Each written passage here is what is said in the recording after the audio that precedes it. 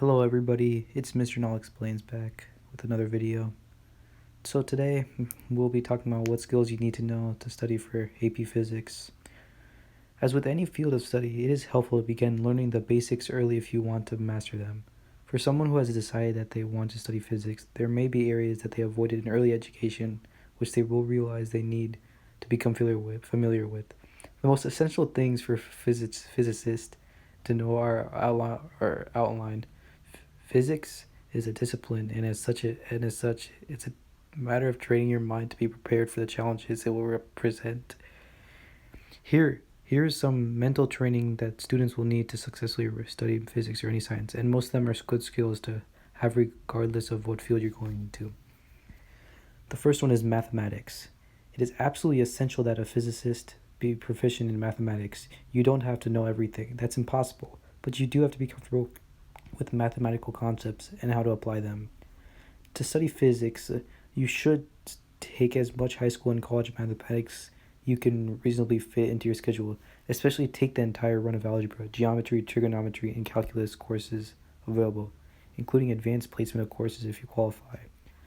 Anyone can take mathematics. It's a pretty simple task, other than Stefa, because he's not very smart. Physics is very math intensive, and if you find that you dislike mathematics, perhaps you'll want to pursue other educational options. Second thing you need to be familiar with is problem solving and scientific reasoning. In addition to mathematics, it is helpful for the prospective physics students to have a more general knowledge of how to tackle a problem and apply logical reasoning to arrive at a solution. Among other things, you should be familiar with the scientific method and the other tools physicists use. Study other fields of science, such as biology and chemistry. Again, take advanced placement courses if you qualify, like me.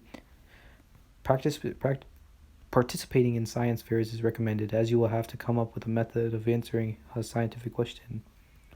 I'm sure now, with the coronavirus COVID-19 thing, you may find some online science fairs, so I would recommend you sign up for those.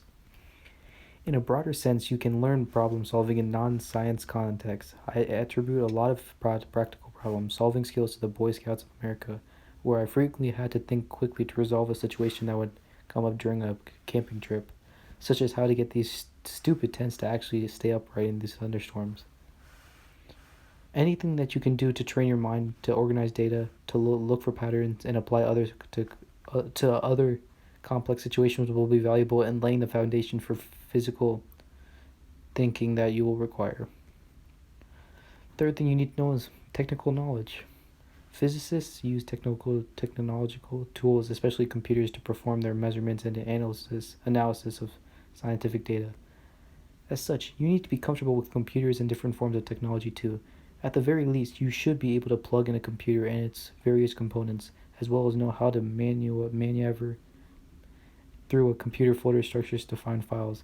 Basic familiarity with computer programming is helpful. One thing you should learn is how to use a spreadsheet to manipulate data. I sadly entered college without this skill and had to learn it with lab report deadlines looming over my head. Very frustrating.